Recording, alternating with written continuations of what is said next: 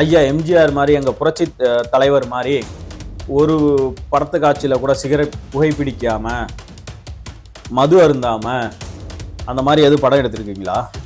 கேட்டால் தொட்டதுக்கெல்லாம் எம்ஜிஆர் எம்ஜிஆருங்கிறீங்க. அந்த மாதிரி எது படம் எடுத்தீங்களா? சரக்கு வச்சிருக்கேன், இறக்கி வச்சிருக்கேன், வறுத்த கோழி மிளகு போட்டு வறுத்து வச்சிருக்கேன் அப்படின்னு பாட்டு பாடுவீங்க. சிகரெட்டை இங்கேருந்து இழுப்பீங்க. அப்புறம் என்ன, பத்தாதில் பாட்டில் நான் குடிக்க, அண்டாவோ கொண்டாச்சு சடிக்க. நடிச்சது, பண்ண என்ன ஸ்டைலு, பாட்டில் டான்ஸ் ஆனது. அவர் விளக்க வீடியோ போட்டிருக்கிறாரு. குழந்தைக்கு மாத்திரை நுணுக்கி கொடுத்தாராமா. எப்படி வரேன்.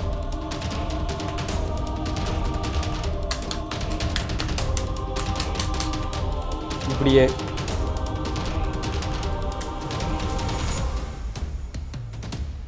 ரெண்டு வயசு குழந்தைக்கு வெறும் டானிக்கு மட்டும்தான் தருவாங்க, மாத்திரையே தரமாட்டாங்க.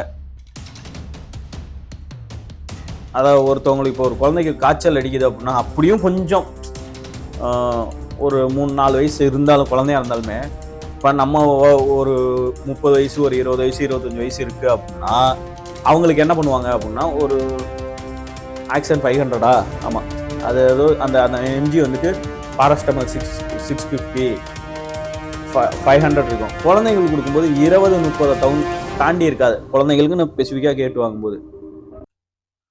அனைவருக்கும் வணக்கம். இன்னைக்கு இயக்குனர் பாக்யராஜ் அவர்கள் காலமாயிட்டார். அவர்களுக்கு நமது ஏடிஎம்கே வாய்ஸ் சார்பாக ஆழ்ந்த இரங்கல். ஸ்க்ரீன் பிளே ரைட்டரு அப்படின்னா பாக்யராஜை சொல்லுவாங்க. அவரோட சிஷியன் குரு போன வாரம், ஒரு வாரத்துக்கு முன்னாடி இறந்துட்டார். அடுத்த வாரமே சிஷியன். இயக்குனர் இமயம்.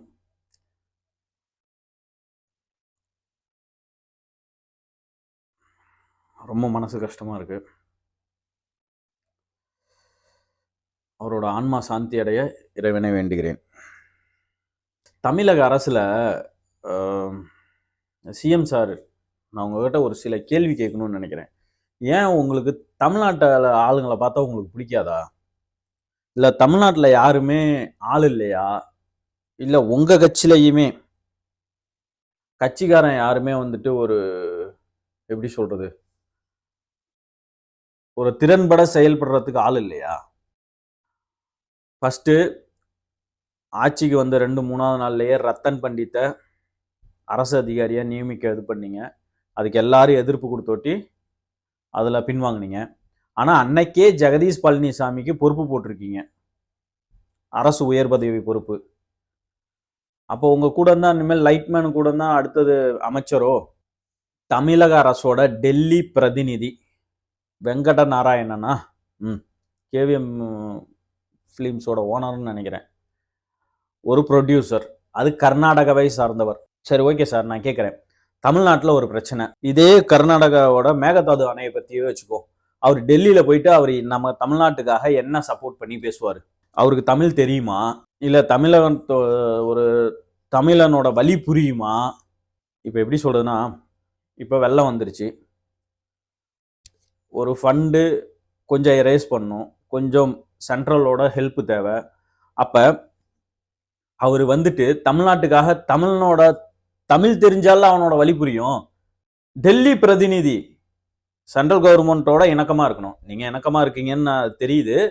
அவரோ கொண்டு போயிட்டு வச்சிங்க அப்படின்னா, டெல்லி பிரதிநிதியா தமிழனோட வழி தெரியுமா? ஃபஸ்ட்டு அவங்களுக்கு காவேரியில் தண்ணியே தராதவங்களுக்கு, அது ஒரு கர்நாடகாவை சார்ந்தவருக்கு அரசு உயர் பதவி, டெல்லி பிரதிநிதி. உங்களுக்கு ஒரு 35% ஓட்டா போட்டுவிட்டு மக்கள் இந்த 5 வருஷம் அனுபவிக்காத துன்பத்தை அனுபவிக்க போறார்கள்.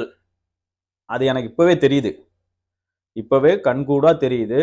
இது எங்க போய் கொண்டு போய் விட போறீங்கன்னு. இதனால 2 நாளைக்கு முன்னாடி என்ன ஒரு ஆரம்பிச்சிங்களே, ஒரு marathon, no drugs, start run, stop drugs. Okay sir, நீங்கள் என்ன எம்ஜிஆரா? இல்லை நீங்கள் எம்ஜிஆரான்னு நான் கேட்குறேன். ஐயா எம்ஜிஆர் மாதிரி எங்கள் புரட்சி தலைவர் மாதிரி ஒரு படத்து காட்சியில கூட சிகரெட் புகைப்பிடிக்காம மது அருந்தாம அந்த மாதிரி எது படம் எடுத்திருக்கீங்களா? கேட்டா தொட்டதுக்கெல்லாம் எம்ஜிஆர் எம்ஜிஆருங்கிறீங்க. அந்த மாதிரி எது படம் எடுத்தீங்களா? சரக்கு வச்சிருக்கேன், இறக்கி வச்சிருக்கேன், வறுத்த கோழி மிளகு போட்டு வறுத்து வச்சிருக்கேன் அப்படின்னு பாட்டு பாடுவீங்க. சிகரெட் இங்கிருந்து இழுப்பீங்க. அப்புறம் என்ன, பத்தாதில் பாட்டில் நான் குடிக்க, அண்டாவோ கொண்டா சேஸ் அடிக்க. நடிச்சது, பண்ண என்ன ஸ்டைலு, பாட்டுல டான்ஸ் ஆனது, எல்லாத்துலயும் மது, புகைப்பிடிக்கிற மாதிரி, ட்ரக்ஸ் எடுக்கிற மாதிரி, இப்படியே படம் ஃபுல்லா எடுத்துவிட்டு இன்னைக்கு, அதாவது உங்களை பார்த்துதான் உங்க ரசிகர் வந்திருப்பாங்க. உடனே வந்துட்டு சொல்றது, எல்லாரும் ஸ்டாப் பண்ணிருங்கப்பா. உங்கள் தானே சரத்து, தாம்பரம் சரத்து. யாரு சார் அந்த சரத்து? உங்க எம்எல்ஏ, அமைச்சர். அவர் விளக்க வீடியோ போட்டிருக்கிறாரு. குழந்தைக்கு மாத்திரை நுணுக்கி கொடுத்தாராமா. எப்படி? இருங்க வரேன்.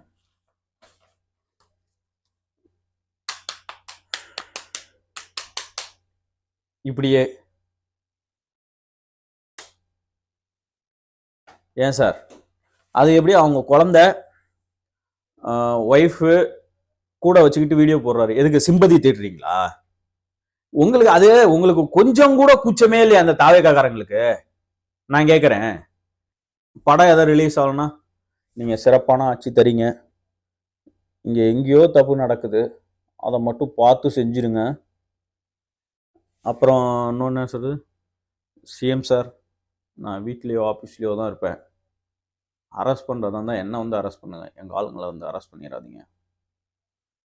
அப்புறம் இப்போ என்னன்னா, அவர் குழந்தைய வச்சுக்கிட்டு ஒய்ஃபோட, ஒரு 3 வயசு குழந்தைங்கிறது ஒரு கொஞ்சமாவது அறிவு இருக்க வேணாம்?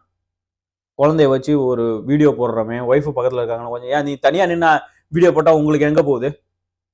அது ட்ரக்ஸ் இல்லைன்னு நீங்கள் சொல்கிறீங்க, ரைட்டு. தனியாகவே நீங்கள் வீடியோ போட வேண்டியதானே?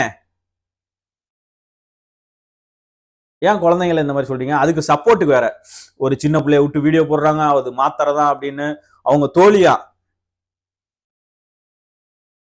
குழந்தைக்கு உடம்பு சரியில்லாதவன் தான் அது பிரைவேட் வாட்ஸ்அப் ஸ்டேட்டஸா வச்சு தக் லைஃபா தக் லைஃப் மூவ்மெண்டா அது என்னமோ போட்டு வைப்பாங்களா? அப்படிதான் சார் வைப்பாங்களா சார்? நானும் குழந்தை பெத்தவன் தான். ஃபர்ஸ்ட் 2 வயசு வரைக்கும் குழந்தைக்கு மாத்திரையே தரமாட்டாங்க, டானிக்கு மட்டும்தான். 2-2.5 வயசு வரைக்கும் மாத்திரையே கிடையாது குழந்தைக்கு. அது 2 வருஷத்துக்கு முன்னாடி அப்படின்னா அப்போ உங்க குழந்தைக்கு எத்தனை வயசு? 2 வயசு குழந்தைக்கு வெறும் டானிக்கு மட்டும்தான் தருவாங்க, மாத்திரையே தரமாட்டாங்க. அதாவது ஒருத்தவங்களுக்கு இப்போ ஒரு குழந்தைக்கு காய்ச்சல் அடிக்குது அப்படின்னா அப்படியும் கொஞ்சம் ஒரு 3-4 வயசு இருந்தாலும், குழந்தையா இருந்தாலுமே, இப்போ நம்ம ஒரு 30 வயசு, ஒரு 20 வயசு, 25 வயசு இருக்கு அப்படின்னா அவங்களுக்கு என்ன பண்ணுவாங்க அப்படின்னா, ஒரு ஆக்சன் 500 ஆமா, அது ஏதோ அந்த அந்த எம்ஜி வந்துட்டு பாராஸ்டமல் 650 500 இருக்கும். குழந்தைங்களுக்கு கொடுக்கும்போது 20-30 தாண்டி இருக்காது. குழந்தைங்களுக்கு நான் ஸ்பெசிஃபிக்கா கேட்டு வாங்கும்போது அப்படியே இருந்தாலும் ஒரு கிளாஸ் டம்ளர்ல அதை போட்டு சும்மா லைட்டா ஒரு கலக்குனீங்கன்னா அப்படியே குடிச்சிட போகுது. அது என்ன பவுடர் பண்ணி, அது 500 நோட்டு கையில இப்படியா இப்படி வச்சுக்குவாராம், இப்படி வச்சுக்குவாராம், இப்படி வச்சுக்கிட்டே தட்டுவாராம், இப்படியே வச்சுக்கிட்டே தட்டுவாராம். ஏன் சார் ஊரை ஏமாத்துறீங்க? ஆனா சிம்பதி தேடுறதுல உங்களை மாதிரி அடிச்சுக்க ஆளே கிடையாது. எதை எடுத்தாலும் சிம்பதி, எதுல எடுத்தாலும் சிம்பதி. எங்க அண்ணன் அப்படிலாம் பண்ணியிருக்க மாட்டார், எங்க அண்ணன் பாவம் இல்லையா. அப்புறம் இன்னொன்னு என்ன, அண்ணா சாப்பிடுங்கண்ணா சாப்பிடுங்கண்ணா. அது நடந்து 1 மாசம் கூட அவளை கொண்டு போயிட்டு மலேசியால போயிட்டு குத்து டான்ஸ் போட்டு வந்துட்டு